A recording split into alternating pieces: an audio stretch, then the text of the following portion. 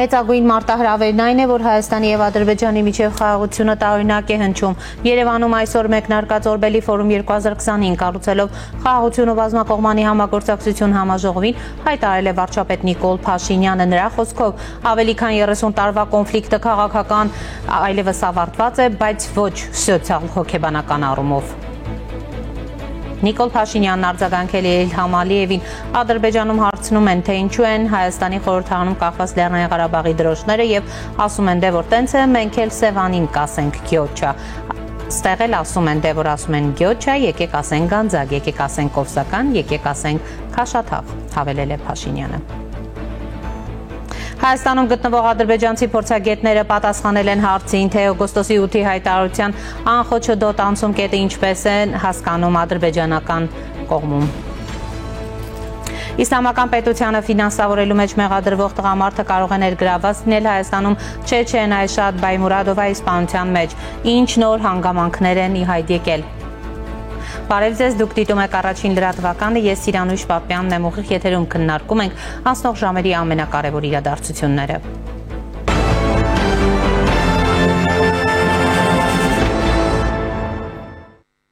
Երևանում այսօր մեկնարկել է Օրբելի ֆորում 2025 կառուցելով խաղաղություն ու բազմակողմանի համագործակցություն համաժողովը, այն կտևի 2 օր։ Համաժողովին մասնակցում են նաև վարչապետ Նիկոլ Փաշինյանը։ Նա հանդես է եկել ելույթով, համաժողովին մասնակցում են ներկայացուցիչներ Միացյալ Նահանգներից, Ռուսաստանից, Վրաստանից, Ադրբեջանից, Իրանից, Թուրքիայից, Արաբական Միացյալ Էմիրություններից, Չինաստանից, Ղազախստանից, Ուզբեկստանից։ Մասնակիցների թվում է նաև Թուրքիայի խորհրդարանի նախկին անդամ Կարո Փայլյանը։ Իր ծավալուն ելույթում վարչապետ Նիկոլ Փաշինյանը խոսելով Ադրբեջանի հետ կոնֆլիկտի մասին ասել է, թե 30 եւ ավելի տարվա սոցիալ-հոգեբանությունը մի երևույթ չէ, որը ուղղակի կարելի է անջատի չանջատելով եւ արգելակները քաշելով կանգնեցնել։ Հետեւաբար այս տրամաբանությունը ժամանակ առ ժամանակ արտահայտվում է եւ Ադրբեջանում եւ Հայաստանում, արտահայտվում է մամուլում, արտահայտվում է հանրային շրջանակներում, արտահայտվում է փորձագիտական շրջանակներում, անգամ երկրների առաջնորդության մակարդակում եւ մենք պետք է նաեւ այս երևույթի հետ հարաբերվելու ճիշտ բանաձև գտնենք։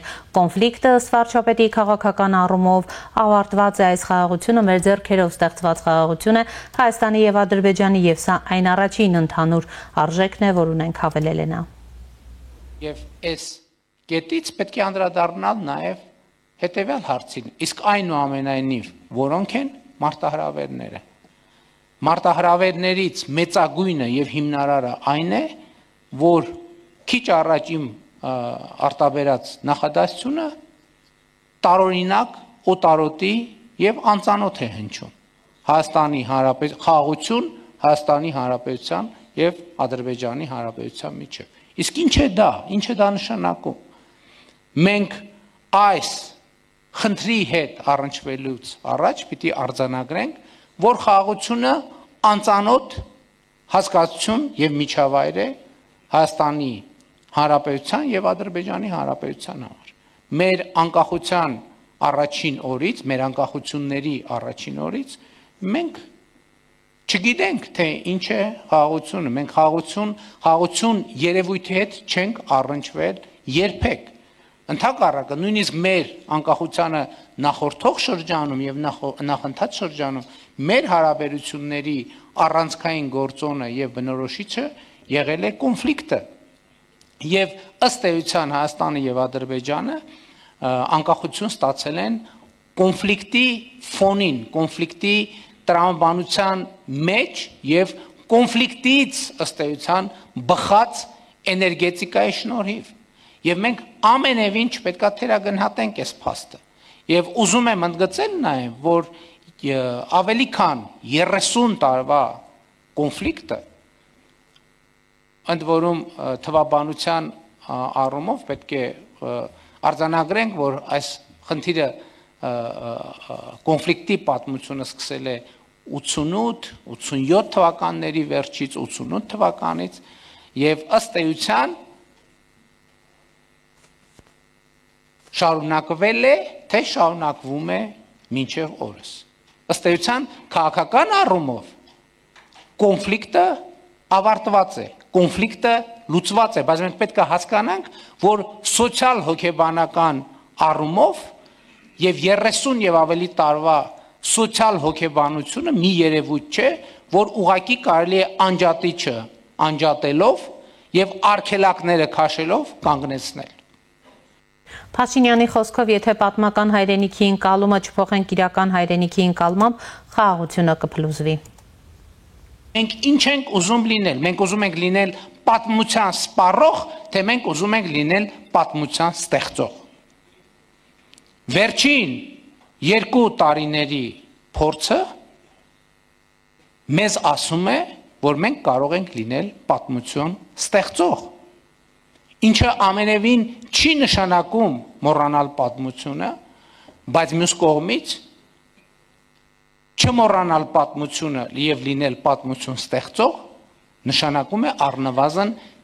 չմտնել պատմությունը վերարտադրողի վիճելի դերակատարման մեջ։ Եվ սա է մեր ընկալումը, որովհետև ընդհանրապես պատմությանը հղում անելով պետք է նաև հասկանանք մի բան։ Իսկ ո՞րն է պատմության մեկնարկային լեգիտիմ կետը։ Որտեղ պատմությունը երկար երևույթ է։ Կա 50 տարվա պատմություն, կա 30 տարվա պատմություն, կա 50 տարվա պատմություն, կա 100 տարվա պատմություն, կա 500 տարվա պատմություն, կա 1000 տարվա պատմություն, կա 2000 տարվա պատմություն։ Եվ եթե մենք այսօրվա մեր գործողությունների տրամաբանությունը եւ հիմնավորումը փորձենք գտնել պատմության մեջ, այդ նշանակում է, որ մենք չենք հավատում խաղաղությանը։ Ընդհանրապես, ես ուզում եմ մեր բոլորի ուշադրությունը հրավիրել մի փաստի վրա։ Սա չի վերաբերվում միայն մեր տարածաշրջանին։ Ընդհանրապես, եկեք գնանք վերցնենք ցանկացած ռեգիոնի պատմության ցանկացած երկրում տպագրված ցանկացած գիրք։ Ինչի մասին է պատմությունը։ Պատմություն սովորաբար խաղաղության մասին չի լինում, պատմություն սովորաբար լինում է կոնֆլիկտների մասին, որտեղ խաղաղության մեջ ոչ մի հետաքրքիր բան չկա։ Պատմաբանի տեսակետից, որտեղ խաղաղությունը վիճաբանություններ եւ բանավեճեր չի հրահրում։ Նիկոլ Փաշինյանը նաև նշել է, որ Ամռանը Թուրքիա կատարած աշխատանքային այցի ընթացքում ինքը Թուրքիայի նախագահին պաշտոնապես հրավիրել է մասնակցելու Երևանում 26 թվականի գարնանը կայանալիք Եվրոպական քաղաքական համայնքի գագաթնաժողովին։ Այս մասին Էրդողանին եւ Ադրբեջանի նախագահ Իլհամ Ալիևին Երևանյան հավաքին հրավիրելու մի քանի օր առաջ էլ արտգործնախարար Միրզոյանն էր հայտարարել, որ կատարել է այդ քայլը։ Ազգային ժողովի նախագահ Ալեն Սիմոնյանը հայտարարել էր, որ Երևանն ակնկալում է, թե Ադրբեջանի թե Թուրքիայի նախագահները հաջորդ տարի կժամանեն Հայաստան մասնակցելու գագաթնաժողովին։ Ադրբեջանի նախագահի օգնական Հիկմետ Հաջիևը մինչդեռ հնարավոր չէր համարել Իլհամ Ալիևի այցի Երևան։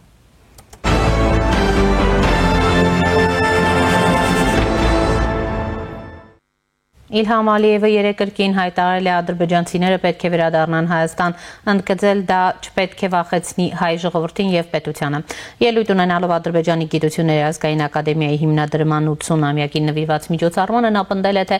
իր ժողովուրդը որոշների նման անջատողականության հակված չէ եւ ծաղկեցնում է այն հողը, ուր բնակվում է։ Մեր ժողովուրդը ներդրում է ունեցել այն երկրների պետականության մեջ, որտեղ ապրում է եւ այսօր էլ ոչ մի երկրում ադրբեջանցիները խնդիրներ չեն ստեղծում եւ չեն ստեղծի որևէ պետության կամ որևէ այլ ժողովրդի համար։ Հետեւաբար ադրբեջանցիների վերադարձը ժամանակակից Հայաստան չպետք է վախեցնի հայ ժողովրդին ու պետությանը, հավելել է Ալիևը։ Նա նշել է, թե ադրբեջանցիները Հայաստան պետք է վերադառնան ոչ թե տանկերով, այլ մեքենաներով եւ հատուկ հանձնարարական է տվել ադրբեջանցի գիտնականներին ու պետական կառույցներին աշխատել դրան հասնելու համար։ Ցավոք, տարիներ շարունակ հայկական կողմը եւ Սփյուռքը ղեղաթյուրել են մեր պատմությունը եւ այս քարոզչությունը շարունակվում է։ Մենք պետք է դրանց հակադրենք մեր գիտական ճշմարտությունները։ 20-րդ դարի սկզբի հին ռուսական կայսերական քարտեզները հստակ ցույց են տալիս, որ տարածքում գրեթե բոլոր տեղանունները այսօրվա Հայաստանի բոլոր շրջանները ադրբեջանական ծագում ունեն։ Սևանալիչ չկա, գյո չա, ասել է Ալիևը։ Մեր գիտնականները պետք է աշխատեն պատմական ճշմարտությունները տարածելու ուղղությամբ։ Ադրբեջանը դարերի պատմություն ունի, իսկ հայերը Իրանից են բերվել ռուսների ձեռքով, մենք չենք ստեղծել։ Այս քարտեզները դրանք կազմվել է ցարական Ռուսաստանում, որը հայերին Իրանից եւ Արևելյան Անատոլիայից բերել է այստեղ, վերաբնակեցրել Ղարաբաղում էթնիկ կազմը փոխելու համար։ Այս քարտեզները արտացոլում են պատմական ճշմարտությունը, մենք պետք է ուսումնասիրենք ու տարածենք դրանք, հավելել է նա։ Նիկոլ Փաշինյանը այսօր համաժողովին անդրադարձել է Ալիևի հայտարարություններին։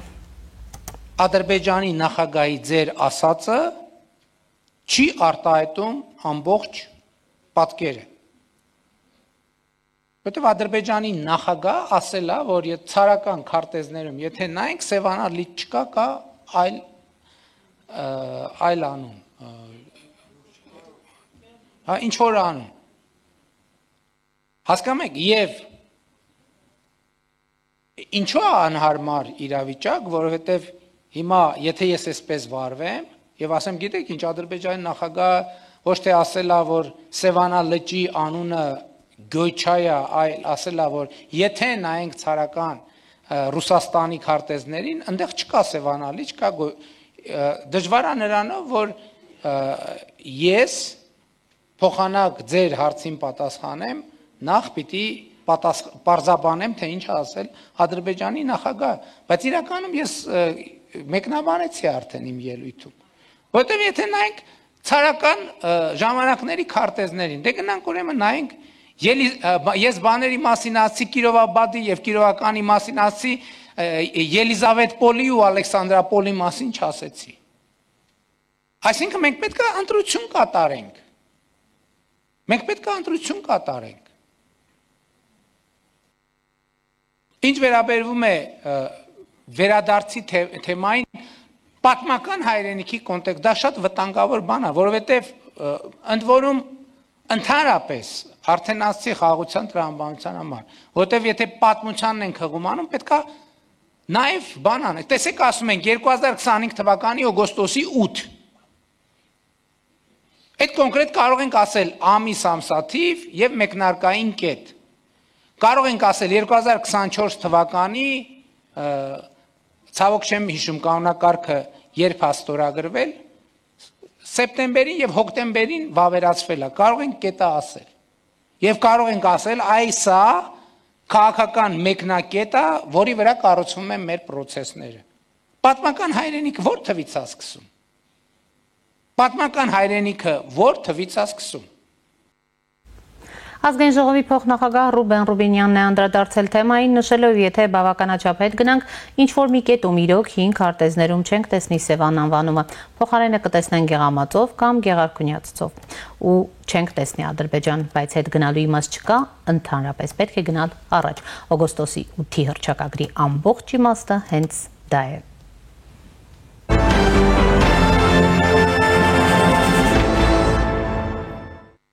Երևանում այսօր մեկնարկած Օրբելի ֆորում 2025 կառուցելով խաղաղություն ու բազմակողմանի համագործակցություն համաժողովին մասնակցում են նաև ադրբեջանցի փորձագետներ։ Նրանցից Զաուր Շիրիևը լրագրողների հետ զրույցում պատասխանել է հարցին, թե օգոստոսի 8-ի հայտարարության անխոչնդոտ անցում կետը ինչպես է հասկանում ադրբեջանական կողմը։ Ես կարծում եմ, անխոչնդոտ հասանելիություն Միացյալ Նահանգները պետք է ապահովի։ Դա Միացյալ Նահանգների պատասխանատվությունն է օգնել Հայաստանին կազմակերպել այն։ Ժամանակի մեջ կտեսնենք պրակտիկայում ինչ կնշանակի անխոչնդոտ հասանելիություն, արդյոք դա կնշանակի էլեկտրոնային այնպիսի համակարգ, որ անձի ստուգումներ չլինեն, թե կնշանակի այլ ինչ-որ մեխանիզմ կողմերի միջև դա ապահովելու համար։ Ինչ վերաբերում է Sorry, can you repeat that? When it comes to trip-ին կամ Զանգեզուրի միջանցքին, ես կարծում Զանգեզուրի միջանցքը ավելի լայն հասկացություն է Ադրբեջանի համար։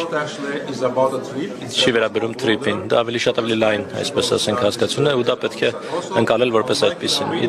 Տարբերություն Հայաստանի, դա չունի բացասական նրբերանգ, երբ մենք ասում ենք միջանցք եզրույթը, Հայաստանը ունի ըստիս այլ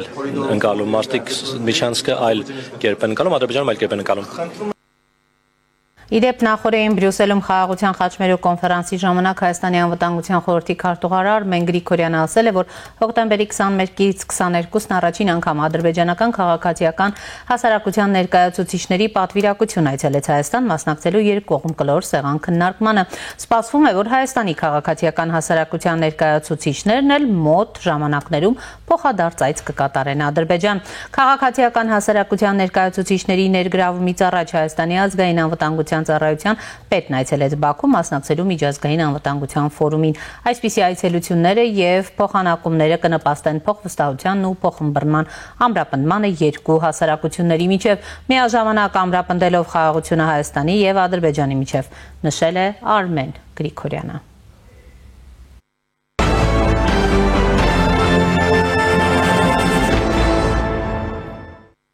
Շարունակում ենք աշխատանքը եւ այս պահին զրուցելու եմ Արցախի Հանրապետության ազգային ժողովի նախկին պատգամավոր Վահրամ Աթանեսյանի հետ։ Պարոն Աթանեսյան, բարև ձեզ, շնորհակալ եմ միանալու համար։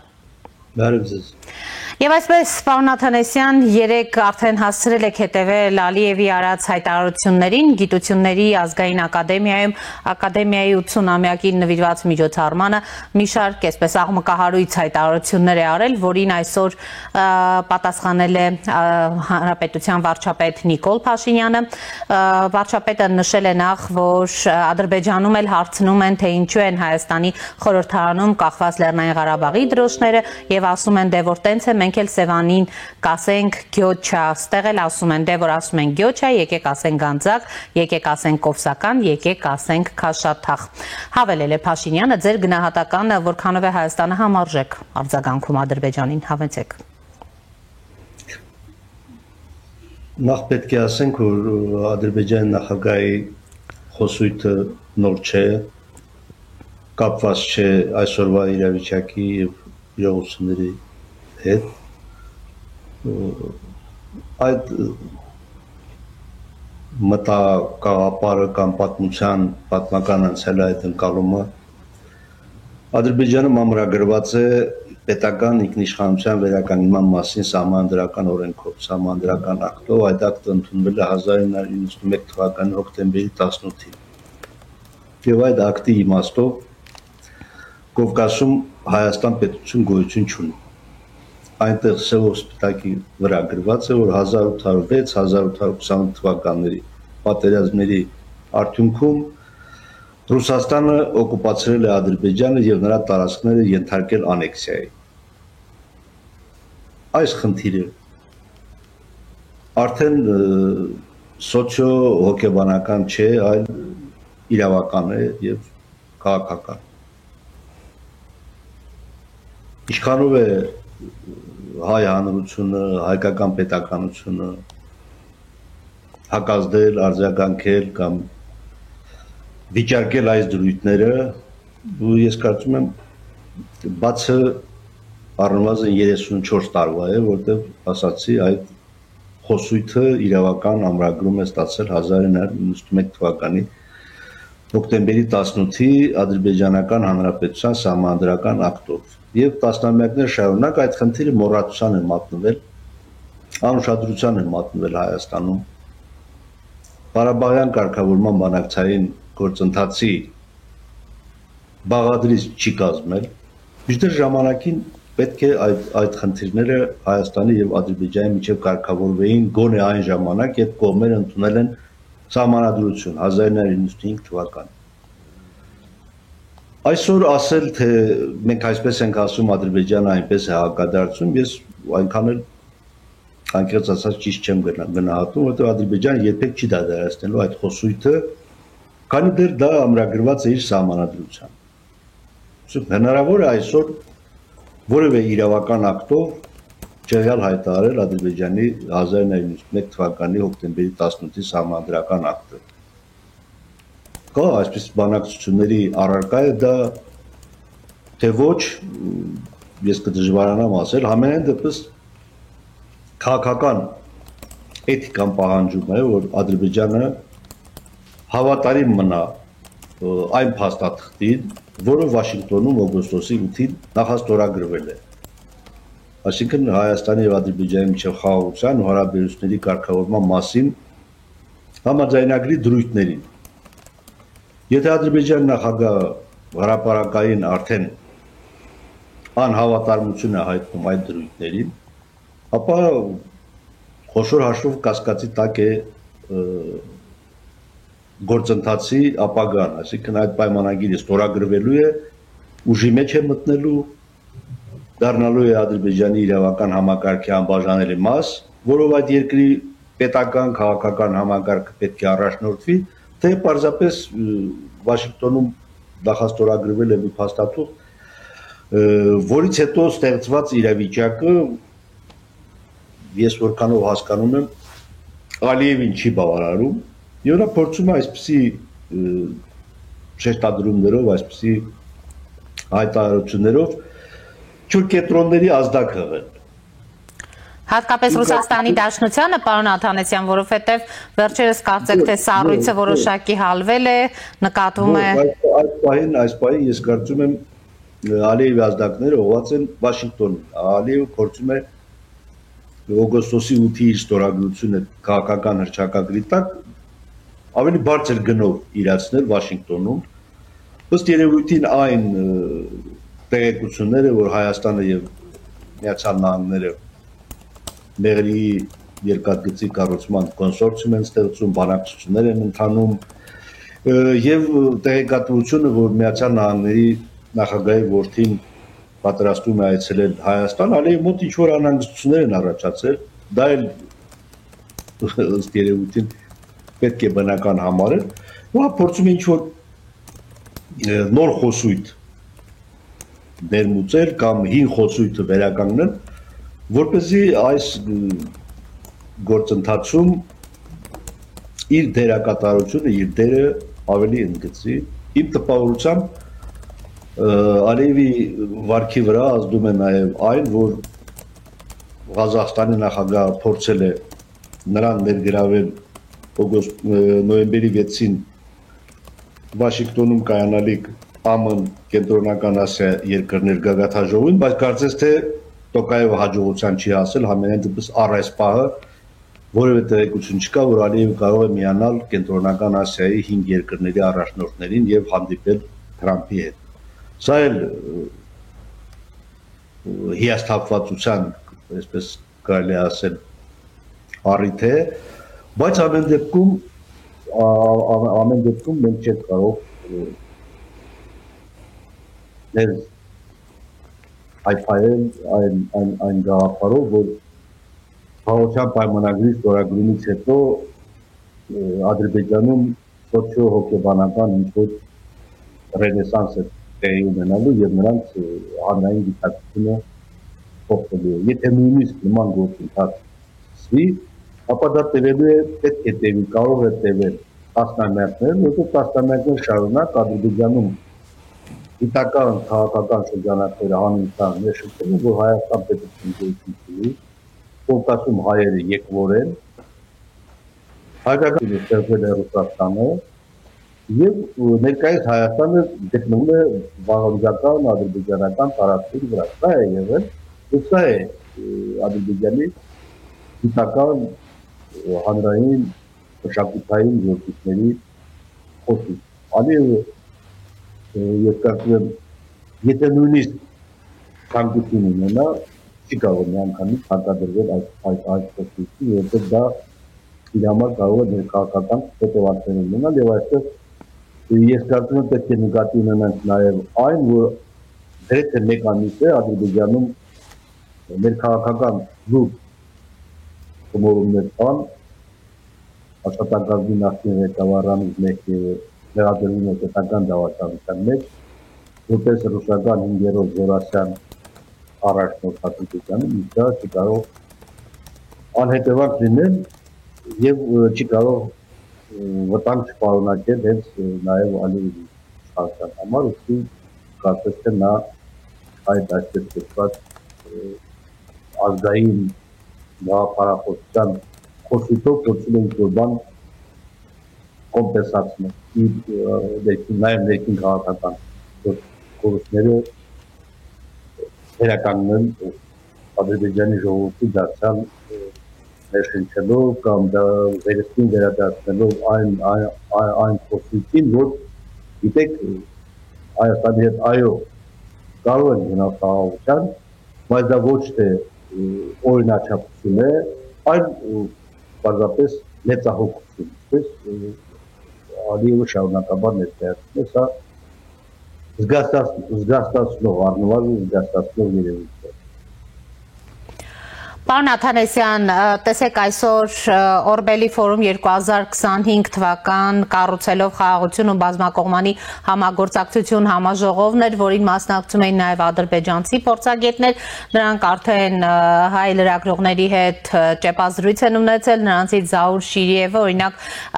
պատասխանեց հարցին, թե օգոստոսի 8-ի հայտարարության անխոչնդոտ անցում կետը ինչպես է հասկանում ադրբեջանական կողմը, նշելով մասնավորապես, ես կարծում եմ անխոչնդոտ հասանելիություն Միացյալ Նահանգները պետք է ապահովի, դա Միացյալ Նահանգների պատասխանատվությունն է օգնել Հայաստանին կազմակերպել դա, եւ ժամանակի ընթացքում կտեսնենք, թե առհասարակ այդ պրակտիկայում ինչ կնշանակի անխոչնդոտ հասանելիություն, արդյոք դա էլեկտրոնային այնպիսի համակարգ է, որը անձի ստուգումներ չլինեն, թե կնշանակի այլ ինչ-որ մեխանիզմ կողմերի միջև ուրեմն ապահովելու համար։ Նախ ձեր գնահատականը ադրբեջանցի փորձագետների Հայաստանում ներկա լինելու ճեպազրույցների այս հայտարարությունների հետ կապված, գիտեք, անվտանգության խորհրդի քարտուղարն էր Բրյուսելում հայտարարեց, որ հայ փորձագետներն են առաջիկայում մեկնելու Բաքու եւ հաստատված այս խաղաղության պայմաններում բնական են այսպիսի շփումները։ Դուք ինչպես եք գնահատում, ինչ են տալիս այս փոխադարձ այցերը։ Փոխադարձ այցելություններն ու շփումները իհարկե անհրաժեշտություն են, որովհետև խաղաղության պայմանագիրը չի կարգավորում մարդկային հարաբերություններ, մարդկային փոխադարձ շփումներ։ Դրանք արդեն հանրային շրջանակների առաքելությունն է, որպեսզի աստիճանաբար քայլ առ քայլ երկու հանրությունների միջև հաստատվի առնվազն փոխըմբռնում։ Այս առումով իհարկե ադրբեջանցիների այցը Երևան եւ հայ փորձագետների փոխադարձ այցը Բաքու կարևոր եւ անհրաժեշտ է։ Չվերաբերում է թե ադրբեջանցիները ինչպես են հասկանում Թրամփի երթուղին, Ադրբեջանի հիմնական մաս Նախիջևան հաղորդակցությունը, ապա այդ մարդիկ տասնամյակներ շարունակ գտնվել են քարոզչության ազդեցության տակ, որ այդ երթուղին պետք է լինի Ադրբեջանից Ադրբեջան։ Այսինքն Հայաստանի մասնակցությունը, Հայաստանի ներգրավվածությունը այդ երթուղու ապահովմանը Ադրբեջանը տասնամյակներ շարունակ մերժել է ու հատկապես 44-օրյա պատերազմից հետո այդ խոսույթը հրապարակայնացվել է, դրսևորվել է, բազմիցս հնչեցվել է Ադրբեջանի նախագահի կողմից։ Հիմա օգոստոսի 8-ի համաձայնությունը եւ եռակողմ Միացյալ Նահանգներ, Հայաստան, Ադրբեջան քաղաքական հռչակագիրը սահմանում է, որ կոմունիկացիաները պետք է բացվեն երկրների ինքնիշխանության, տարածքային ամբողջականության եւ իրավազորության հարգման սկզբունքով։ Այսինքն Ադրբեջանից Նախիջևան ուղղակի հաղորդակցություն չի կարող լինել։ Ադրբեջանից Նախիջևան հաղորդակցությունը անցնում է Հայաստանի սուվերեն տարածքով եւ Հայաստանի սուվերեն տարածքում այդ երթուղին ենթարկվելու է Հայաստանի իրավազորությանը։ Այսինքն այստեղ սահմանային եւ մաքսային կարգավորումները պետք է իրականացվեն Հայաստանի օրենսդրությամբ սահմանված կարգով։ Էական հանգամանքը Հայաստանի համար, մեզ համար սա է։ Ադրբեջանցիների համար ըստ երևույթին էական նշանակություն ունի այն, որ ասենք մարդատար գնացքի ուղևորները հայ սահմանապահի հետ չշփվեն։ Թեև սա ինքնին խոսում է Ադրբեջանի ոչ կառուցողական մոտեցման մասին։ Որտեղ ինչ է նշանակում երկրի հետ հաստատել խաղաղություն, բայց իր քաղաքացուն, այսպես ճակերտներով ապահովագրել հարևան երկրի սահմանապահ ծառայության հետ շփումներից։ Բայց ըստ երևույթին որքանով կարելի է կանխատեսել նախնական շրջանում քանի դեռ շփումները կայուն չեն, քանի դեռ հանրությունների միջև նվազագույն փոխհմբռնում չկա, հնարավոր են այնպիսի կարգավորումներ, որի դեպքում Հայաստանի օրենսդրությունը պահպանվում է, Հայաստանի իրավազորությունը այդ երթուղու նկատմամբ պահպանվում է, բայց ներդրվում են տեխնիկական, չգիտեմ, տեխնոլոգիական համակարգեր, բայց մյուս կողմից այդ քաղաքական հայտարարությունը ենթադրում է, որ արտոնությունները պետք է լինեն փոխադարձ։ Առավելությունները, շահույթը, շահը, օգուտը պետք է լինի փոխադարձաբար, այսինքն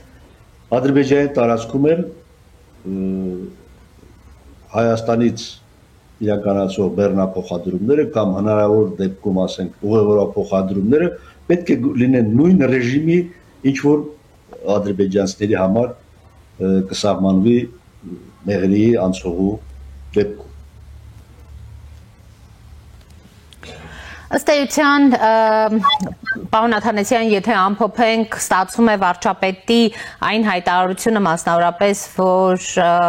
մենք ունենք խնդիր, բայց այդ խնդիրը ավելի շատ կամ լրջագույն մարտահրավեր ավելի շատ այն է, որ Հայաստանի եւ Ադրբեջանի միջև խաղաղությունը տարօրինակ է հնչում եւ ավելի քան 30 տարվա կոնֆլիկտը քաղաքական առումով ավարտված է, բայց ինչպես դուք էլ նաեւ նշեցիք, ոչ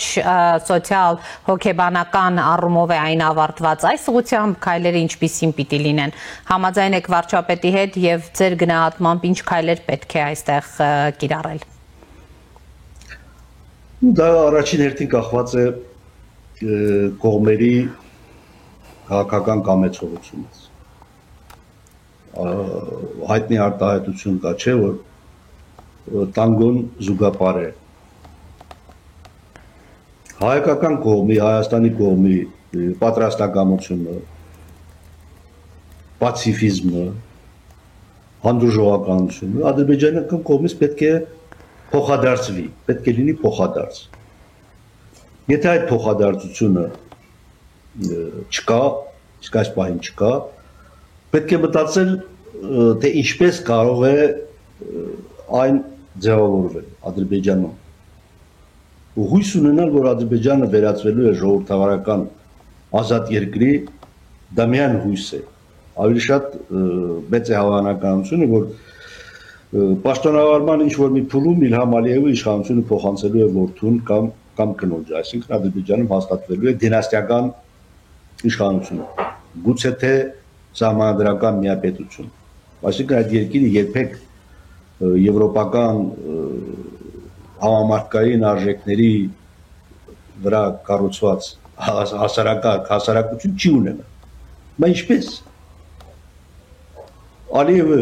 պետք է հրամանագիր ստորագրի եւ ասենք ոչնչացնի, շարքից հանի, գործատությունից հանի, ուսումնական կրթական հաստատությունների ծրագրից հանի այն բոլոր պատմագիտական աշխատությունները, որ իր անով 2001 թվականի Հեյդար Ալիևի հրամանագրով գրվել են այս անցած գրեթե 40 տարով։ Ալիևը գնալու է այդ քայլին, փոխելու է իր երկրի պատմությունը։ Տեք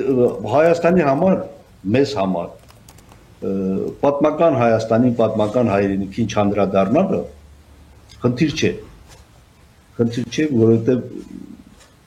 նա մեզ հետ է։ Անդրադառնանք, չանդրադառնանք, արծարծենք, չարծարծենք, այդ ինքնությունը մեզ հետ է։ Այս ժողովրդի համար, ադրբեջանցիների համար դա շատ բարդ խնդիր է, որովհետև այդ ինքնությունից հրաժարվելը, այդ կեղծ ինքնությունից հրաժարվելը նշանակում է չունենալ ինքնություն։ Խոստովանել, ընդունել, որ Կովկասում թուրքախոս բնակչությունը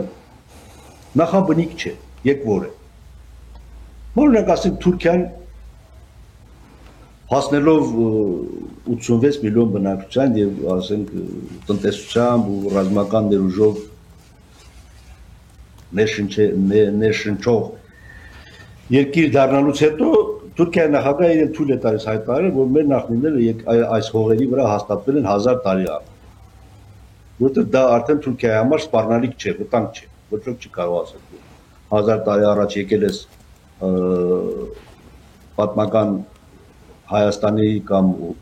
բյուզանդական կայսրության տարածքների վրա նստել, հիմա պետք է հետ վերադառնաս։ Դու Թուրքիայի համար դա խնդիր չի, Ադրբեջանի համար խնդիր է։ Եթե հանրայնացվի եւ բյուրեղացվի, որ ադրբեջանցիները Կովկասում եկվոր են, պատմական հայրենիք, պատմական քաղաքակրթական հայրենիք չունեն, ապա դա կործանարար կլինի այդ պետության համար։ Այս փուլում կործանարար կլինի։ Գուցե 100 տարի հետո Ադրբեջանի ինչ-որ մի իշխանություն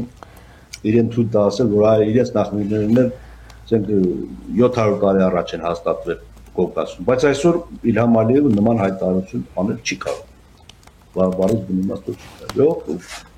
Այս միջակայքում ինչ ընդհանուր հայտարարի կարող են գալ երկու երկրների հասարակությունները, չափազանց բարդ է ասել, շատ դժվար է ասել, քաղաքական հաշտությունը մի բան է, հանրային հաշտությունը, ժողովուրդների մշակութային քաղաքակրթական հաշտությունը բոլորովին այլ բան է, որովհետև մեր եւ այդ ժողովրդի քաղաքակրթությունը ընդհանուր ոչինչ չունի, ոչ լեզվական, ոչ կրոնական, ոչ մշակութային, որևէ ընդհանուրություն հայերի եւ ադրբեջանցիների միջեւ չկա։ Ես չեմ ասում, թե հայերը եւ ադրբեջանցիները անհամատեղելի են կամ չեն կարող խաղաղ գոյակցել այս տարածաշրջանում։ Ոչ, դա քաղաքական առումով, տնտեսական առումով դա հնարավոր է, բայց էթնոմշակութային, քաղաքակրթական առումով այս ճգնաժամը հաղթահարելու համար տարիներ եւ տասնամյակներ են պետք է հուսալ, որ քաղաքական ղեկավարությունը երկու երկրների քաղաքական առաջնորդները այսօր եւ ապագայում, հետագայում կգտնեն հավանական, որպեսզի ժողովուրդների միջև ոչ թե հակասություններ սրեն, այլ առկա հակասությունները հնարավորինս մշակվեն։ Շնորհակալ եմ պարոն Աթանեսյան զրույցի համար։ Զրուցում է Արցախի Հանրապետության ազգային ժողովի նախկին պատգամավոր Վահրամ Աթանեսյանի հետ։ Կարճատև դադար է մեր եթերում։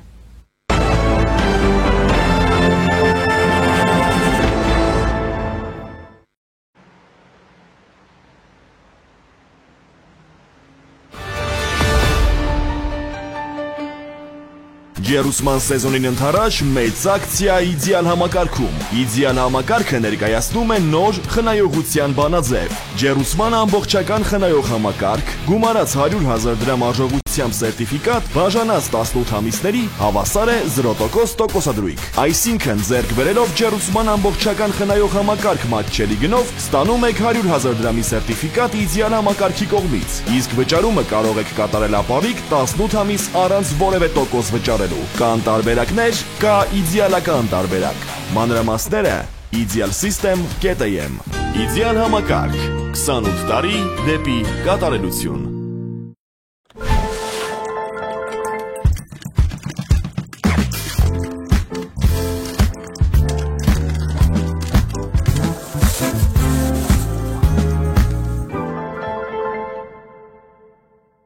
Նախադեպը չունեցող Սանկերամիկայի ակցիա իդեալ համակարգում։ Գնեք Սանկերամիկա կամ լոգասենյակի կահույք եւ ստացեք նույն գումարի չափով ծորակն ընդամենը 1 դրամով։ Ընտրեք ծորակների ավելի քան 1200 արկա տեսականուց ձեր նախընտրածը վճարելով ընդամենը 1 դրամ։ Ապարիկը տեղում 18 ամիս 0% տոկոսադրույքով։ Շվեյցարական Laufen, գերմանական Hansgrohe, իսպանական Gala, լեհական Deante եւ իտալական Dolomite ապրանքանիշերի որակյալ երկարակյաց ու անկրկնելի տեսականին ձեզ է սպասում իդեալ համակարգի խանութ սրահներում։ Կան տարբերակներ, կա իդեալական տարբերակ։ Մանրամասները idealsystem.am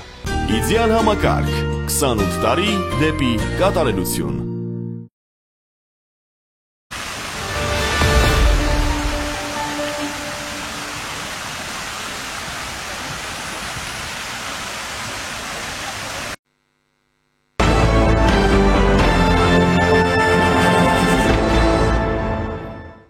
Մեծագույն մարտահրավերն այն է, որ Հայաստանի եւ Ադրբեջանի միջև խաղաղությունը տարօրինակ է հնչում։ Երևանում այսօր մեկնարկած Օրբելի ֆորում 2025 կառուցելով խաղաղություն ու բազմակողմանի համագործակցություն համաժողովին հայտարարել է վարչապետ Նիկոլ Փաշինյանը։ Նրա խոսքով ավելի քան 30 տարվա կոնֆլիկտը քաղաքական առումով ավարտված է, բայց ոչ սոցիալ-հոգեբանական առումով։ Փաշինյանը նշել է, որ այն հնարավոր է կանգնեցնել քաղաքական առաջնորդությամբ։ Մենք ուզում ենք լինել պատմության սպառող, թե մենք ուզում ենք լինել պատմություն ստեղծող։ Վերջին 2 տարիների փորձ մեզ ասում է, որ մենք կարող ենք լինել պատմության ստեղծող, ինչն ամենևին չի նշանակում մոռանալ պատմությունը, բայց մյուս կողմից չմոռանալ պատմությունը եւ լինել պատմություն ստեղծող նշանակում է առնվազն չմտնել պատմությունը վերարտադրողի վիճելի դերակատարման մեջ։ Թեմայի շրջանակում երկրի ղեկավարը նաեւ հավելել է եւ ուզում եմ նաեւ արձանագրել, որ մենք պետք է ուշադիր լինենք պատմության վերաբերյալ այն տրամաբանության մեջ, իսկ ինչ ենք մենք ասում, իսկ ինչու չենք կարող հղում անել, չի կարելի հղում անել մասնավորապես այն ժամանակների պատմությանը եւ կան իմիջայլոց պատմաբաններ, քաղաքական գործիչներ ու քաղաքական առաջնորդներ, որոնք հղում են անում այն ժամանակների պատմությանը, դա համարելով հիմնական լեգիտիմ մեկնարկ, որտեղ այդ թվում մեր տարածաշրջանի, այդ թվում Հայաստանի եւ Ադրբեջանի պատմությունները բնորոշվում են կիրովականներով եւ կիրովաբադներով, լենինականներով, լենինաբադներով, կույբիշևներով, հոկտեմբեր կինոթատրոնով եւ այլն։ Կան քաղաքական առաջնորդներ, կան շրջանակներ, որոնք լեգիտիմ միակ մեկնակետը համարում են հենց սա։ Վարչապետի խոսքով պետք է հետեւյալը արձանագրել մեր տարածաշրջանը վերջին 100-ամյակում եղել է կայսրությունների տիրապետության ներքո, եղել է Պարսկաստանը, եղել է Օսմանյան կայսրությունը, եղել է ռուսական կայսրությունը, դրանից առաջ արաբական տիրապետությունը, դրանից հետո մոնղոլ թաթարական տիրապետությունը եւ ինչպես խորհրդային ժամանակաշրջանում ստեղծվում էին կիրովականներ եւ կիրովաբադներ, արաբական շրջանն ունի իր կիրովականներն ու կիրովաբադները, պարսկական շրջանը ունի իր ժամանակաշրջանի կիրովականներն ու կիրովաբադները, Օսմանյան ժամանակաշրջանն ունի իր ժամանակվա կիրովականները եւ կիրովաբադները, մոնղոլ թաթարական շրջանն ունի իր ժամանակվա կիրովականներն ու կիրովաբադները, բյուզանդական ժամանակաշրջանն ունի իր ժամանակվա կիրովականներն ու կիրովաբադները։ Եվ այսպես առաջինի տաղավարում ինձ հետ է հանրային գործիչ Միքայել Հայրապետյանը։ Պարոն Հայրապետյան, բարև ձեզ, շնորհակալ եմ հրավերն ընդունելու համար։ Եվ այսպես անդրադառնանք վարչապետի այսօրվա հայտարարություններին, մասնավորապես պարոն Հայրապետյան, մենք ուզում ենք լինել պատմության ստեղծող, թե ոչ։ Վերջին 2 տարիների ընթացքում վարչապետը եկել է այն համոզման, որ մենք ուզում ենք լինել պատմության ստեղծող։ Դուք ինչ համոզման եք եկել, համեցեք։ Ես համոզման եմ եկել մի, որ չի կարելի ամեն անհեթեթություն քննարկել։ Վարչապետի ասածը պարզապես անհեթեթություն է, ձեր խոսքում դուք ասացիք սպառող, թե ստեղծող, այո։ Այո, պատմությունը կրկնվում է միայն նրանց համար, ովքեր այն չեն կերտում, բայց պատմության սպառող թող մի հատ այդ որ բազմակի sense կրկնում ես, չգիտեմ ինչի կիրովաբադ, ինչի որ ժամանակաշրջանի, որ շրջանների լենինական մի հատ այդ նույն կրկնությամբ չէ, մեկ նախադասությամբ ասի պատմության սպառողը որն է, պատմության չէ, բայց իրական հայրենիքի սպառողը հենց այս իշխանությունն էր, Նժդեհի պահած Սյունիքից քանի քառակուսի կիլոմետրում են, արդյոք Սյունիքն եմ ասում, տեսեք, Արցախը չեմ ասում, Սյունիքից քանի քառակուսի կիլոմետրում են այսօր ադրբեջանական զինվորներ կանգնած այն լճերի շրջանում, այսինքն հիմա ինքը եւ իր կառավարությունը պատմության սպառող են, պատմական ժառանգության սպառող են, մսխող են, թե ինչ են, այդտեղից դուրս գալու են, թե չեն գալու, հետո էլ հաջորդը գիտեք մեզ կերցնելու են, թե գիտեք, այնտեղից արդեն իսկ կամաց ասում են, որ մենք էլ ունենք տարածքներ, որոնք Ադրբեջանին են պատկանում։ Այդ դրանց հետ փոխանակեցինք բրծավ։ Աղլավների մասին է հիմնական խոսքը Տիգրանակերտի։ Չմեկնաբանենք, մենք չգիտենք ինչի մասին է, որովհետև դա որպես պատուհաս չնախատեսված կայծակ, ամպրոպ, հեղեղ պայթելու է մեր գլխին, այնպես որ եւ մենք էլ տեսնել ենք, որ այս մեր մեկնաբանումները շատ ծիծաղելի են։ Դրա համար Ծիծաղելի վարչապետի ասածը, պարոն Հայրապետյան, անհեթեթ է պատմություն ստեղծող, սպառող այս հակադրությունը։ Այո, ինչպես որ լավ չմարսված էր Խեղճ Վանոս Զիրադեղյանը մի անգամ իրական եւ պատմական հայրենիքների մասին այլ կոնտեքստում այլ բաներ ասել եւ այդ նուրբ մատերիալների մասին խոսվեց այսպես գավառական համառությամբ, հաստակողությամբ, այդպես չի կարելի, հիմա էլ սպառող եւ բան, եթե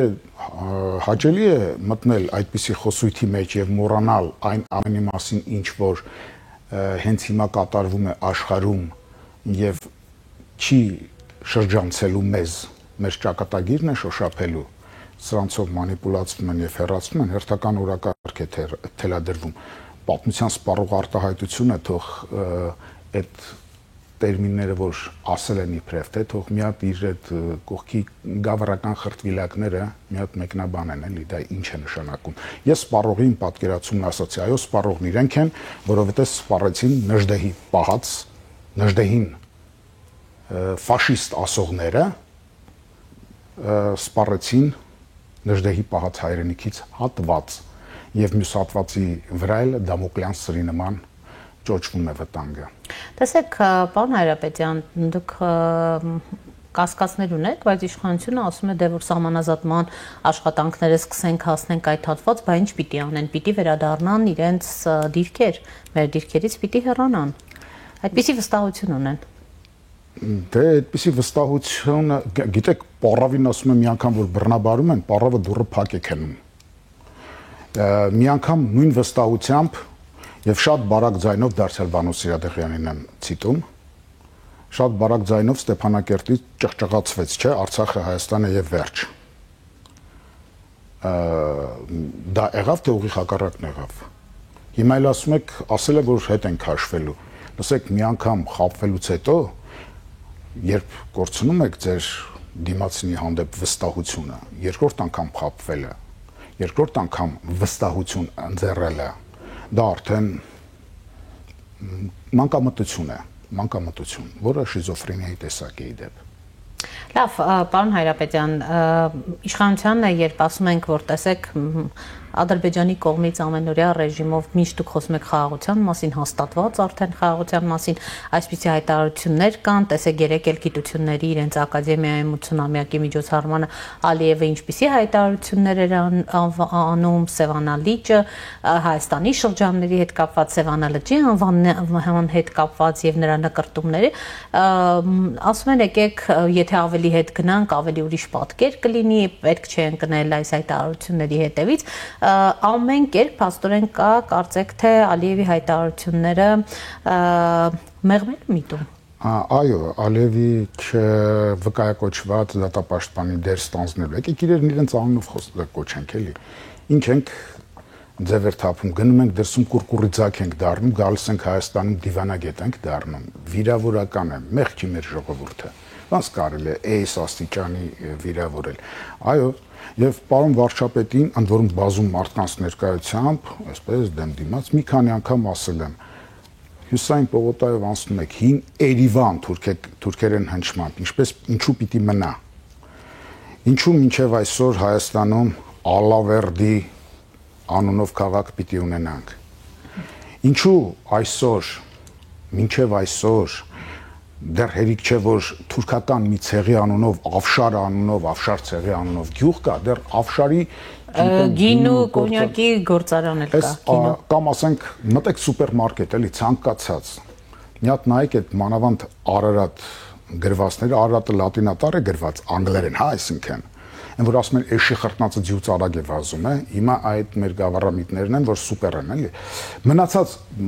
ինֆորմացիան, տեսանելի ինֆորմացիան, ոչ թե մանր տարերով է, դա երևի պետք է փորձել։ Լինեն խավիարներ, չգիտեմ, լոլիկի տարբեր բաների պահածոներ լինեն, ինչ ուզում է լինի, այն ինչը Արարատից է,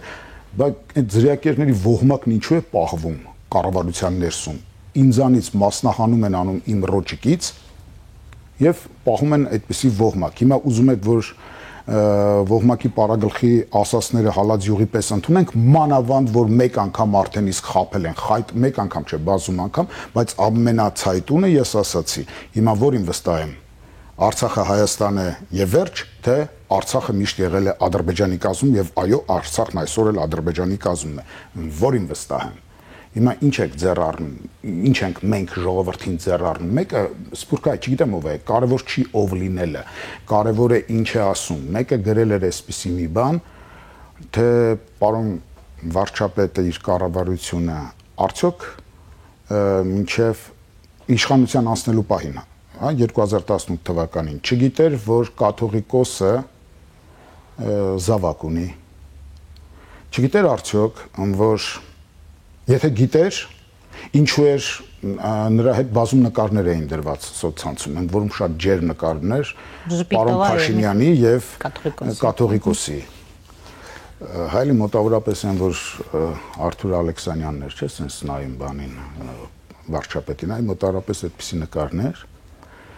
Չգիտեր արդյոք, որ Սամվել Կարապետյանը ինչ էպիտետ, որ հիմա տալիս են, վատ բաներ ասում են, այդպիսին է։ Ինչու հանկարծ մինչև 24 թվականը չէր ասում, այսինքն նպատակահարմարությունից էր ելնում, թե ճշմարտությունից, հիմա երբ որ ասում է, ճշմարտություն է ասում, հիմա ճշմարտության շահերը պահելու համար է ասում, ճշմարտությունը վերականգնելու համար, անաղարտությունը վերականգնելու համար, թե պարզապես նպատակահարմարությունից մի տեղում սրիկայություն կա, խնդրեմ ընտրեք, չի կարող լինել, որ երկուսն էլ ճիշտ լինեն, ճշմարտությունը, գոնե հայտարարությունների մակարդակով պարոն Հայրապետյան ճշմարտությունը վերանելու, հայ առաքելական եկեղեցին ժողովրդին վերադարձնելու, հոգևոր նորոգում իրականացնելու, սրանք այն հայտարարություններն են, որոնք իշխանության ներկայացուցիչները պարբերաբար անում են։ Երբանից 2018, 19, 20, 21, 22, 23 թվականներին 6 նոր են իմացել, բայց այդ դեպքում թող միած Սարի Չոբան բերեն իրենց փոխարեն երկիրը ղեկավարի, եթե նոր են իմացել, եթե անվտանգության ծառայություն չունեն, ոչ ես եմ միամիտ, ոչ դուք եք միամիտ, ոչ էլ հեռուստադիտողները, որոնք այդ ամենին տեղյակ են, ընդ որում պարոն Փաշինյանը երևի շատ ավելի վաղուց է տեղյակ։ 2008 թվականից, երբ մենք հարթակի վրա ենք եւ մի հատ կին մոտեցավ, ասում է, այ հայտարարեք, որ կաթողիկոսները խաղները աղջկան ունել տալիս, ասա ինձ հիմա ստեղից իշում ես ներքև հարթակից, ու այլևս չհամարձակվես այստեղ երևալ։ Պարոն Փաշինյանը կողքից կանգնած էր։ Այսինքն բաներ կան, գծեր կան, որ ինձ նման մեկը իրեն թույլ չի տա այդ գծերն անցնել։ Եվ բաներ կան, որ պարոն Փաշինյանը գիտեր, եւ հիմա այնպես որ ժողովրդի ականջներից պետք չէ լապշա կախել, իբրև թե հենց նոր իմացան, լռում էին, գովաբանում էին մինչև 23-24 թվական ու հանկարծ հիմա, այդպես ազգային բարերար մեծ եսի ինչեր էին ասում Սամվել Կարապետյան, ես դա չեմ ասի։ Իրեն երախտապարտեմ Երևանում մի քանի լավ բան անելու համար, շնորհակալություն եւ երախտապարտեմ, որ ստեղի օլիգարխների նման Երևանում չի թալանել, Հայաստանում չի թալանել, այլ Ռուսաստանի հատուկ ծառայությունների, մենք գիտենք Ռուսաստանում ովքեր են միլիարդատեր դառնում, միլիոնատեր դառնում, հա, այնտեղ է թալանել։ Թալանն ընդհանրապես վատ բան է։ Իսկ ինձանից թալանելը, իմ երկրից թալանելը կրկնակի վատ բան է, հա։ Դրա համար այդ նոր իմացան, բա միջև էլ բարերար, ինչ ասես ասում էին, գովում էին, գովաբանում էին, հանկարծ հիմա հակառակ դա։ Թող ասենք քաղաքական խնդիրը կամ իրենք մեզ կամ մենք իրենց գնում ենք կռվի, ժողովուրդ չկարծեք, թե սա եկեղեցու պայծառության, մաքրության համար է արվում։ Պարոն Փաշինյանը չգիտի արդյոք նաև ուրիշ եպիսկոպոսների անուններ, որոնք զավակներ ունեն, որոնց ինքը պաշտոնների էր նշանակում շատ բարձր։ Նպատակը ո՞րն էր, պարոն Հայրապետյան, ձեր գնահատմամբ։ Տեսեք, նշում եք, որ դեռ 2008-ին գիտեր, կամ չգիտեմ, օրինակ 18-ից գիտեր։ Լավ, հիմա այս հոգևոր նորոգման, հա, ինչպես իրենք են ձևակերպում, գնալու ճանապարհը ինչ ուրեմն քայլերով էր, հա, պայմանավորված, ինչ է փորձում անել Նիկոլ Փաշինյանը, արդյոք սրանք նախընտրական այս տրամադրությունների տրամաբանության մեջ են, թե չգիտեմ, որովհետև կան հայտարարություններ եկեղեցուն օրինակ մինչև ԿԳԲ գործակալներով պարված լինելու մեջ են մեղադրում, գուցե լրջագույն սպառնալիքների մասին ահազանգ ունեն, ձեր գնահատմամբ ինչ խնդիր է լուծում Փաշինյանը այս ճանապարհով։ Մեկը դուք ասացիք, որ նախընտրական տողոբող է, բայց դա երևի երկրորդ, երրորդ, 10-րդ հերթին, առաջին հերթին դա նախ հանձնարարություն է, որ պետք է կատարվի Հայաստանում արժեքային համակարգի իսպառ այլասեռում քանդում խառնաշփոթ ստեղծել։ Ցանկացած հոգեբանի հարցրեք եւ նա ձեզ կասի, որ ամեն ինչ սկսվում է լարման վիճակ ստեղծելուց, հա, անորոշություն նետելով եւ լարման վիճակ ստեղծելով, որը հանգեցնում է էլ խոճապի, էլ տագնապի, էլ վախի, էլ սարսափի, էլ հիասթափության, հայրենիքից օտարման, այս խնդիրն է լուծվում բնականաբար։ Եվ նաեւ կա դրսի հանձնարարականը։ Այնպես որ ձևեր չթափենք, մենք լավ տեսնում ենք, որ Ադրբեջանը հաղթող կողմն է, եթե ազնիվ լինեին մեր իշխանությունները, եւ ես կողջունեի ու կծափահարեի եւ ինձ նման կարծում եմ շատ-շատերը, մենք անկեղծության ծարավի ենք, կծափահարեինք, եթե ասեր, այո, մենք պարտված կողմ ենք։ Շնորհակալ լինենք, որ պարտության դիմաց մեզնից դեռ կոնտրիբուցիա ու շատ ուրիշ բաներ դեռ չեն պահանջում։ Էս է պահանջածը, սահմանադրություն փոխեք, եկեղեցուն նվաստացրեք միջև վերջ, այստեղ ինչ որ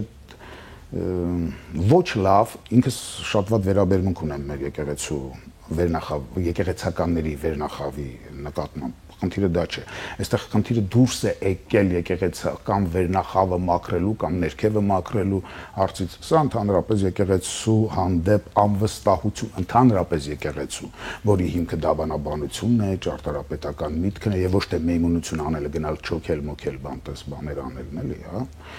որ ասում է փարիսեցիների նման այդպես մի վարվեք,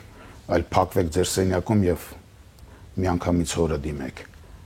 Սա փարիսեցիություն է, ինչ կատարվում է Հայաստանում եւ ոչ մի կապ չունի եկեղեցու պայծառացման հետ։ Ձեռքի տված իշխանություն, ընդդիմություն, եկեղեցականների վերնախավ կատարում են այն պահանջը, ինչ որ աշխարհի հզորների եւ հատկապես մեզ հաղթողների կողմից դրված է իրենց արժեվ, որպեսի տեղի ռայկոմի քարտուղարը մարսպանը իրենք լինեն եւ այսպիսի ճամարտակություններով է արվում իրական հայրենիք, պատմական հայրենիք, երրորդ հանրապետություն, չորրորդ հանրապետությունն էլ եք։ Այո, որովհետեւ ոչ երրորդ հանրապետություն ասվածի տակ դրվեց տրամաբանություն, հիմք, ոչ չորրորդի տակ։ Պարզապես պետք է գցել խառնաշփոթ, ասում եմ, խնդիրը ջուր պղտորելն է, որպեսի ձուկ որսան։ Իրենց էլ մի թուլափայ ձկան պոչերը, ինչպես Ջոնաթան Լևինգսթոն Ճայևի պակում էր ասում, հա, այն հոտած գլուխներն ու պոչերն էլ իրենց բաժին կհասնեն։ Բայց մեր հայրենիքը չկարծենք, որ բռնված ձուկ է։ Մենք խոսված ենք, բայց դեռ ընկած չենք մինչև վերջ։ Հայ ժողովրդի պոտենցիալը, հայ մարդու պոտենցիալը շատ մեծ է, ինքը դեռ ոտքի կկանգնի։ Եվ եթե այսպիսի խանգարողներ չլինեն եւ մեր գիտակցությունները չպղտորեն, այսպիսի ասելով նկատի ունեմ եւ պարոն վարչապետին, եւ կաթողիկոսին, եւ այս երագլուխ, քարագլուխ հրեշին անդիմությանը։ Նրանք մեկը մեկին արժանի են, բայց ափսոս, որ մեր ժողովուրդը դրանցից ոչ մեկին արժանի չէ։ Ավելին է արժանի մեր ժողովուրդը, հրաշքի է արժանի։ Բայց ամիսներ անց 6 ամսից ընտրություններ են, ունի հնարավորություն։ Դուք ասում եք ավելին է արժանի, մենք տեսնում ենք, թե ինչ է կատարվում եւ ովքեր են հիմնական, այսպես ասած, խաղացողները, հայտ ներկայացնողները, այստեղ ժողովրդը ինչպիսի ընտրության հնարավորություն ունի, պարոն Հայրապետյան։ Մարդու լաց է գալիս, ոչ մի հնարավորություն էլ չունի, դժբախտաբար։ Այսօրվա վիճակով ես չգիտեմ, դեպքեր կայծակնային արագությամբ կզարգանան, թե ոչ, բայց հանկարծ չստացվի էլի, որ մենակ մի կողմին ասի, օրինակ ասենք Դուք ընդդիմությանն նշեցիք, քարագլուխ, հրեշ։ Հա, մի հատ ուրիշ բան բերել, այսօր ասում են հիմար բաներ, անհամատեղելիներն իրար հակադրելու այդ մեթոդը, ուրիշ մեթոդ չեն էլ մտածել է, բազում ձևեր կան դրա։ Օրինակ մեկն էլ վերերկացել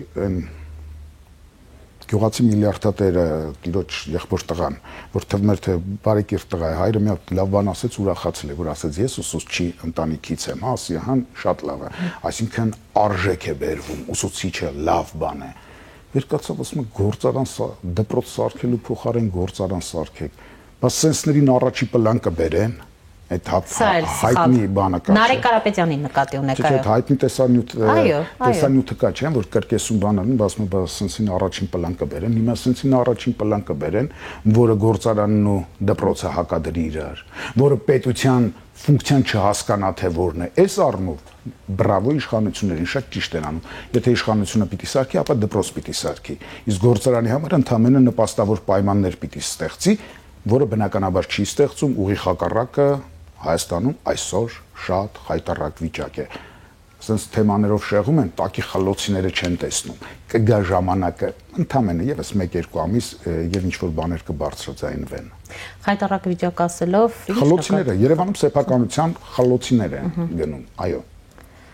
Իշխանությունը ներգրաված է այդ գործընթացում։ Իշխանությունից զատ ով կարող է խլել։ Այդ 90-ականների կեսերը չեն, որ իրար մուտքերում գնդակահարում էին եւ սեփականությունը տանում։ Հիմա շատ ավելի, բայց հետո էլ վեր են կենում իրանք այն ոնց է գողն առաջինն է գոռում, չէ՞, գողին բռնեցեք, այո, իրենք են վեյթինգի մասին ասում, այ տեսեք վեյթինգեր պետք անել, դատարանները, դու դատարաններն եք դուք, հին իշխանությունն էլ, նոր իշխանությունն էլ եք դուք, կպած, իրար սերտաճած, սիամական երկվորյակներ եք։ Այդ հələ քիչ էր, դեռ մի հատ էլ այս եկեղեցականների, սևասքերների գլուխն էլ հետները։ Լավ, պարոն Հայրապետյան, երբ ասում ենք արճակատում կա, ասում են արճակատում չկա, կա բախում, կոնֆլիկտ, որը իշխանությունը մտադիր է լուծել մինչև 26 թվականը, ձեր գնահատմամբ այս բախումը ուր կտանի, ուր կհանգեցնի, տեսեք, վեհապարը ասում է չեմ նահանջելու, վարչապետը ասում է չեմ նահանջելու, ամեն կիրակի գնում էր Հովհաննավանք, այս անգամ է Թալին է գնալու Սուրբ Աստվածածին, հիմա երկու կողմն էլ չի նահանջելու ու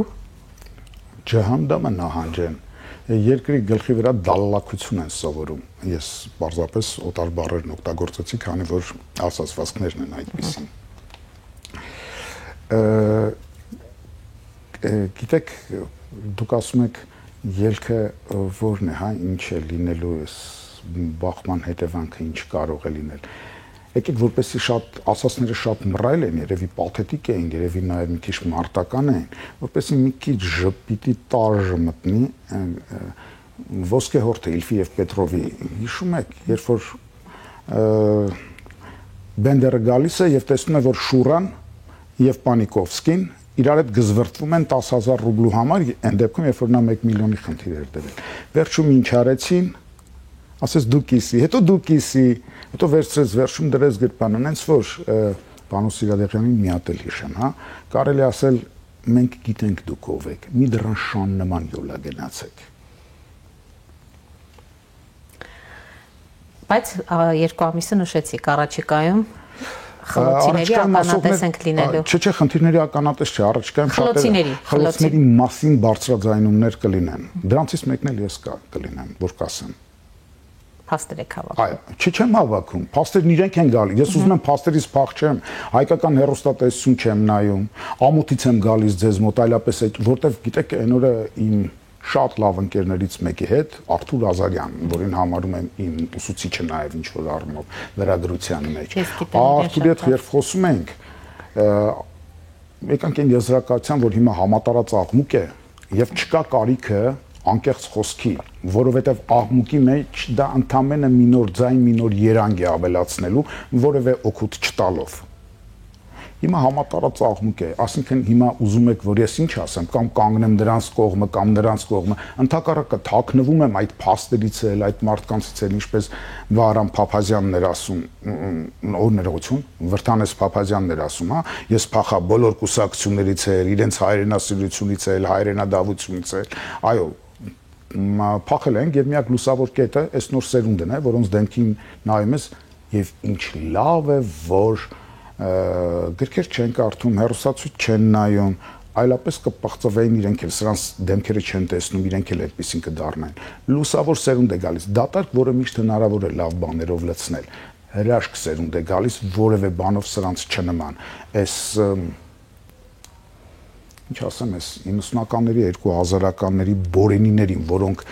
սատկած լեշ են ման գալիս, որպեսի վրա տան, ինչպես Չարենցն էր ասում Վահագնի մեջ, ասում ընկած դիակիդ վրա հա քրքջում են նրանք, այ հիմա մեր հայրենիքի դիակի վրա ընկած քրքջում են, ինչ-որ ճամարտակություններ են անում, մտքի վարժանքներ են անում, չի կարելի, բազմակողմ են անում սա, հիմա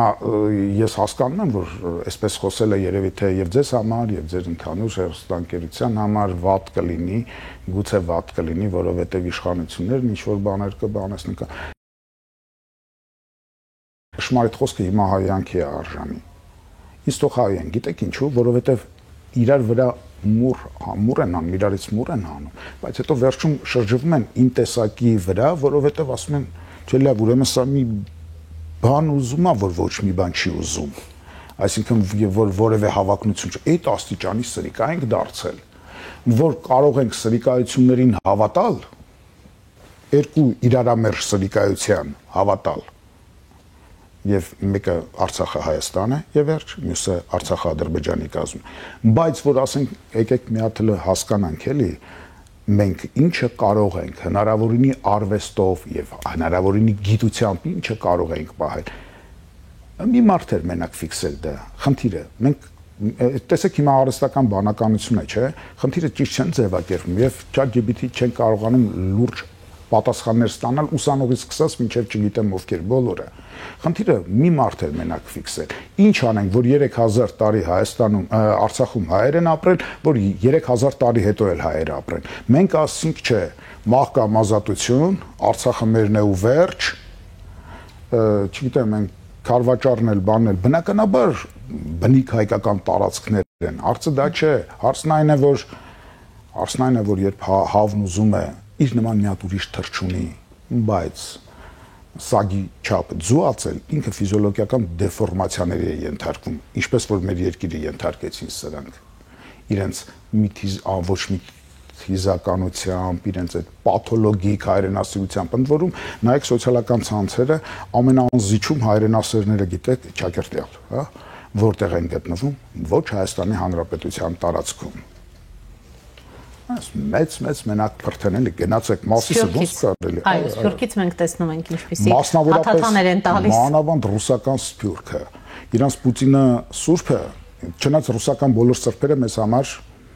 օրինակ ասենք Նիկոլայ Ցարը եւ իր ընտանիքը, Նիկոլայ Ցարի պատճառով մենք ցեղասպանություն ունեցանք եւ հայրենիքի կորուստ ունեցանք։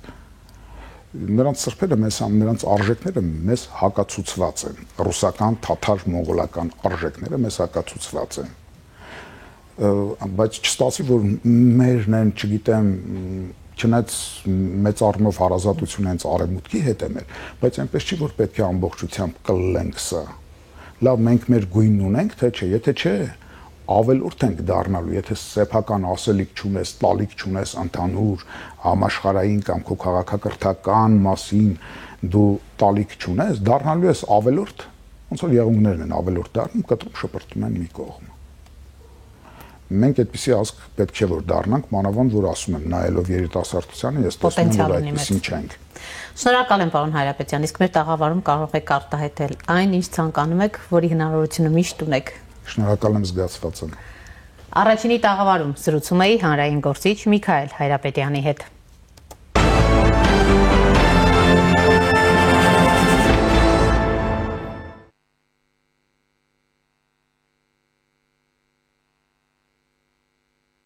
Հոկտեմբերի 20-ի երրորդյա փնտրտուքներից հետո սպանված հայտնաբերվեց Չեչնիայից Հայաստան փախած 23-ամյա Այշայեթ Բայմուրադովան։ Նախաքննության ընթացքում նշանակվեցին մատնադրոշմային, դատաքիմիական, արտաբժշկական եւ գենետիկական փորձաքննություններ, որոնց եզրակացությունը դեռևս չի ստացվել, տեղեկացնում են քննչական կոմիտեից։ Փորձաքննության արդյունքները պիտի պատասխան տան այն հայրցին, թե կոնկրետ ինչպես է սպանվել Այշաթ Բայմուրադովան։ Տարբեր ռուսալեզու թերթեր հղումանելով ռուսաստանցի իրավապաշտպաններին հայտնել են, թե կնոջը խեղդամահ արել։ Հոկտեմբերի 15-ին Այշաթի ընկերները ահազանգել էին, որ նրա հետ կապը կորել է։ Ըստ ընկերների երիտասարդ կինը դուրս էր եկել հանդիպելու Instagram-ով ծանոթացած ընկերուհու հետ ու անհետացել։ Հետո պարզվել էր, որ այդ ընկերուհու հետևորդների մեջ կան Չեչնիայի նախագահ Ռամզան Կադիրովի շրջապատի անձինք։ Օրերս Սոսյուսային Կովկաս ճգնաժամային կենտրոնը որոշ մանրամասներ էր հրապարակել Այշաթի ինստագրամյան ընկերուհու մասին։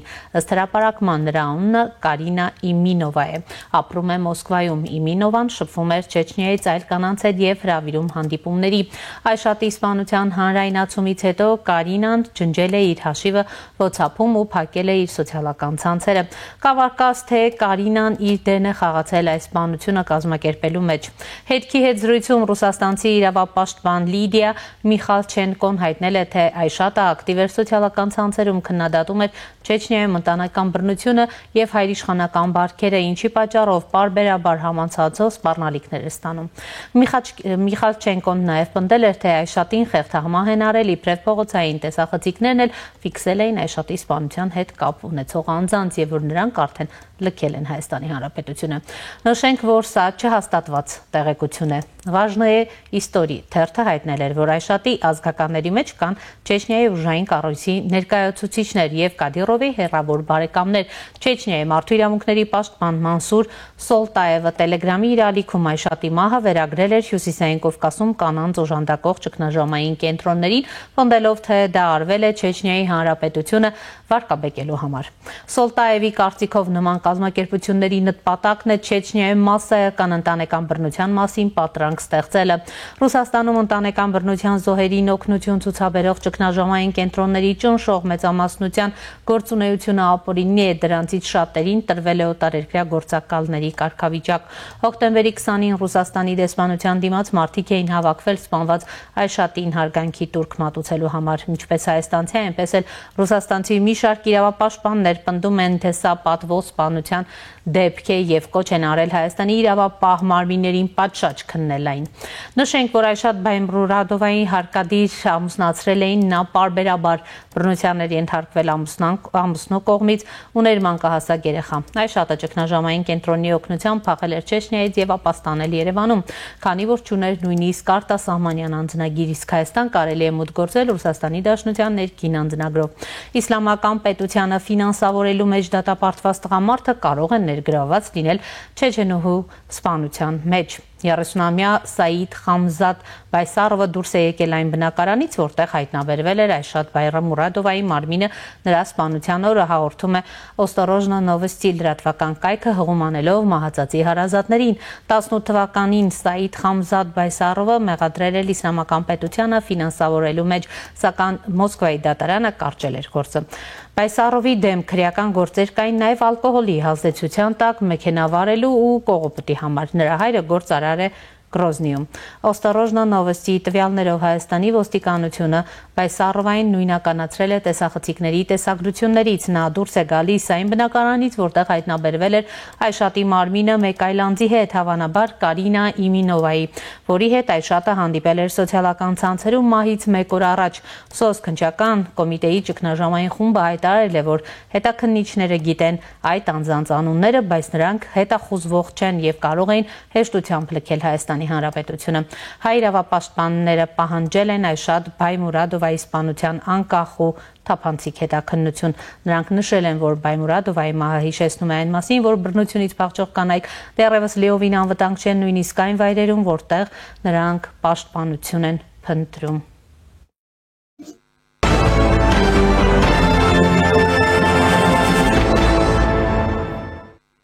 Շարունակում ենք աշխատանքը եւ այս պահին զրուցելու եմ Հելսինկյան քաղաքացիական ասամբլեայի Վանաձորի գրասենյակի իրավաբանական բաժնի ղեկավար Անի Չատինյանի հետ։ Տիկին Չատինյան, բարև ձեզ, շնորհակալ եմ միանալու համար։ Բարև ձեզ, շնորհակալ եմ նույնպես հրավերի համար։ Տիկին Չատինյան, մենք այս ընթացքում մի քանի անգամ առիթ ունեցել ենք անդրադառնալու 23-ամյա չեչեն աղջկա սպանությանը Երևանում։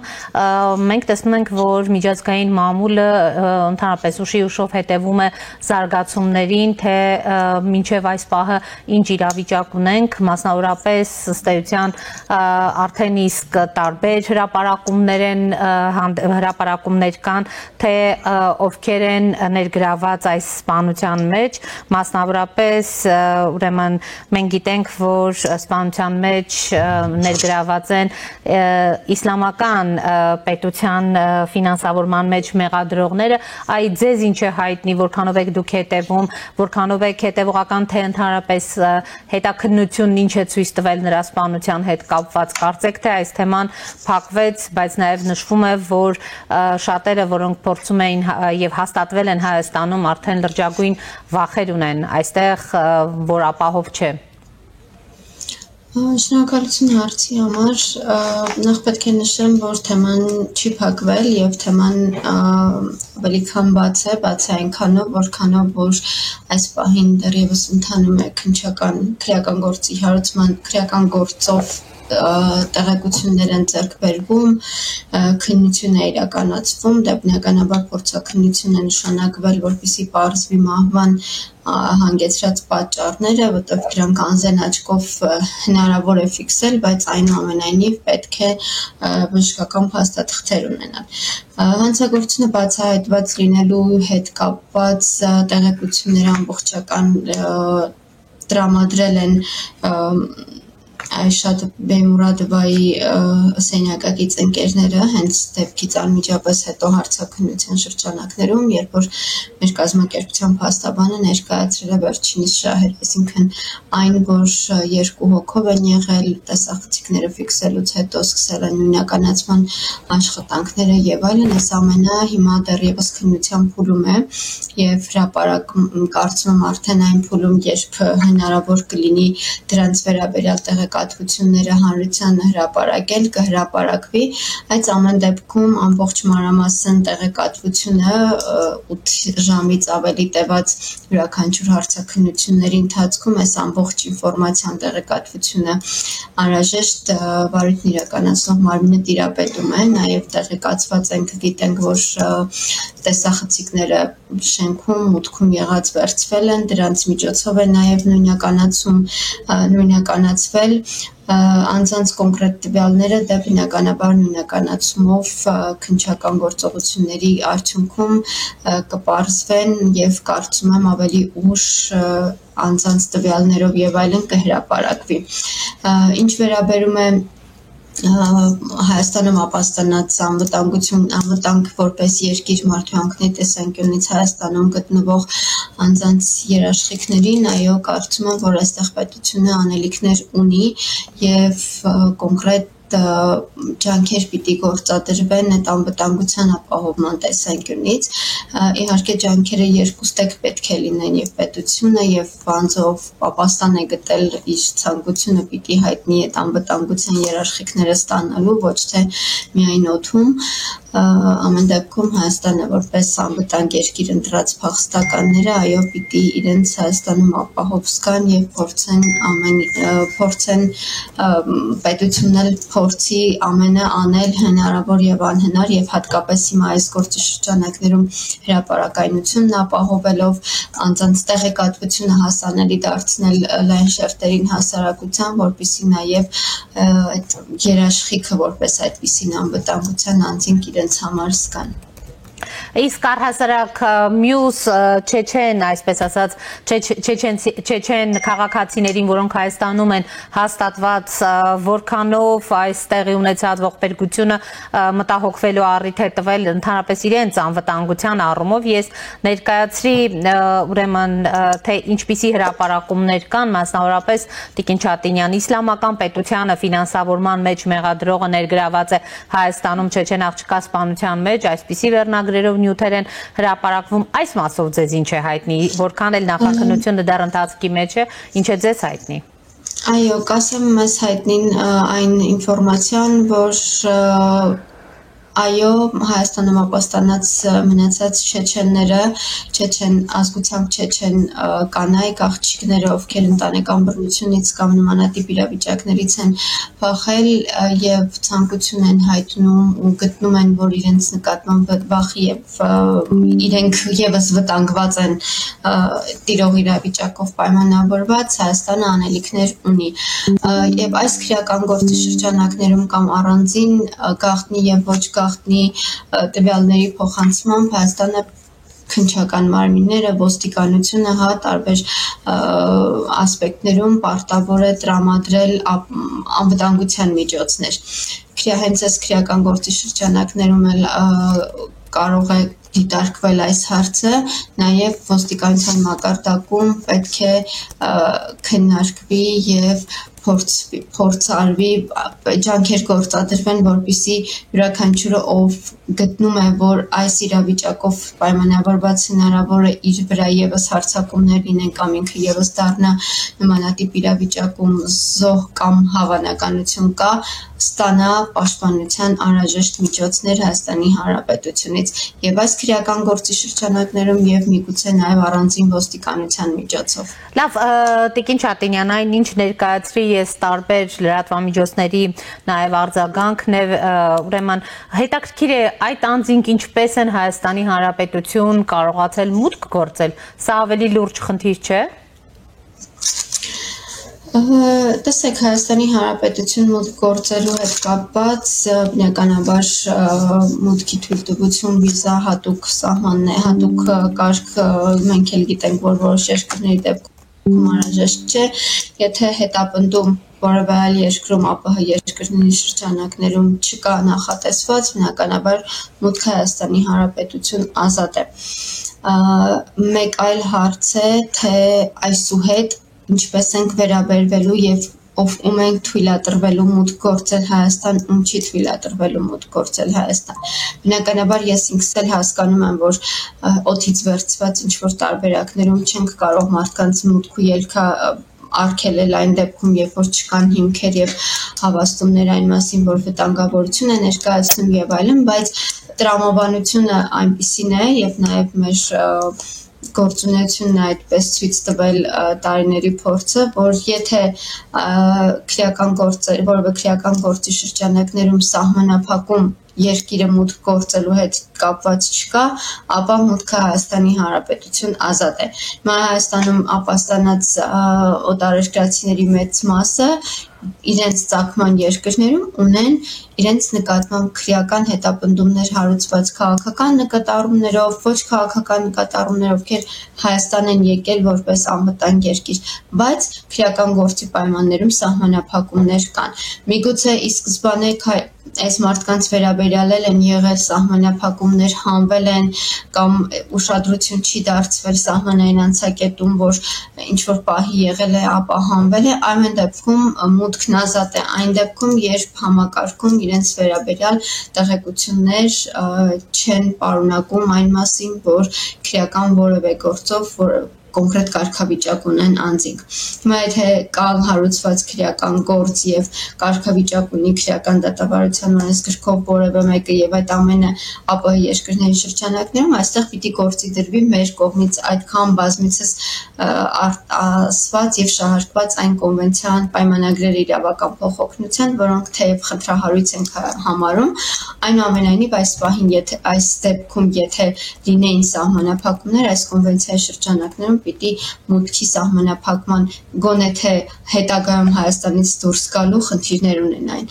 Եթե այս ամենի մասին տեղեկատվություն չունենք, ենթադրվում է, որ մեղադրանքները կամ այդ իսլամական պետությանը ֆինանսավորելու մեջ մեղադրվողները կամ դեռ կարգավիճակ չունեն կամ որևէ այլ խնդիրներ կան, որոնց մասին այս պահին չկա տեղեկատվություն, ամեն դեպքում այս ինֆորմացիան ինչ է հրապարակվում է լրահոսերում, միջազգային եւ տեղական մեդիաների կողմից, բնականաբար քննիչի կողմից, վարույթն իրականացնող մարմնի կողմից քննության առարկա պիտի դարձվի եւ կոնկրետ իրավական գնահատականներ պետք է տրվեն բոլոր հարցերին եւ այն անձինք, ովքեր կդիմեն ուղղակի կամ անուղղակի ձևով իրենց անվտանգության ապահովման համար, Հայաստանը ունենալու է պարտավորություն ապահովելու դրանք։ Շնորհակալ եմ զրույցի համար։ Հաջողություն։ Զրուցում էի Հելսինկյան քաղաքացիական ասամբլեայի Վանաձորի գրասենյակի իրավաբանական բաժնի ղեկավար Անի Չատինյանի հետ։ Այժմի համար այսքանն էինք նախատեսել, հետևեք մեր թողարկումներին, կհանդիպենք։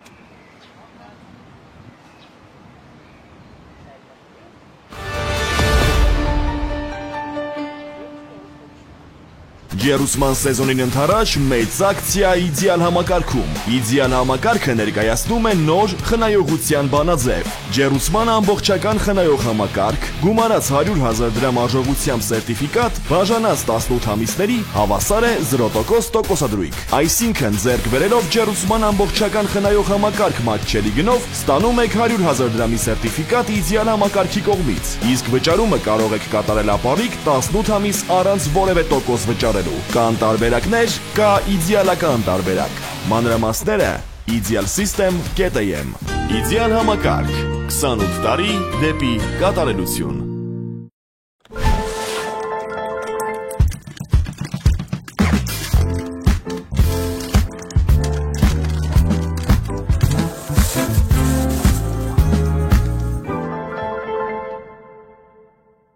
Նախադեպը չունեցող Սանկերամիկայի ակցիա իդեալ համակարգում։ Գնեք Սանկերամիկա կամ լոգասենյակի կահույք եւ ստացեք նույն գումարի չափով ծորակն ընդամենը 1 դրամով։ Ընտրեք ծորակների ավելի քան 1200 առկա տեսականուց ձեր նախընտրածը վճարելով ընդամենը 1 դրամ։ Ապառիկը տեղում 18 ամիս 0% տոկոսադրույքով։ Շվեյցարական Laufen, գերմանական Hansgrohe, իսպանական Gala, լեհական Deante եւ իտալական Dolomite ապրանքանիշերի որակյալ երկարակյաց ու անկրկնելի տեսականին ձեզ է սպասում իդեալ համակարգի խանութ սրահներում։ Կան տարբերակներ, կա իդեալական տարբերակ։ Մանրամասները idealsystem.am։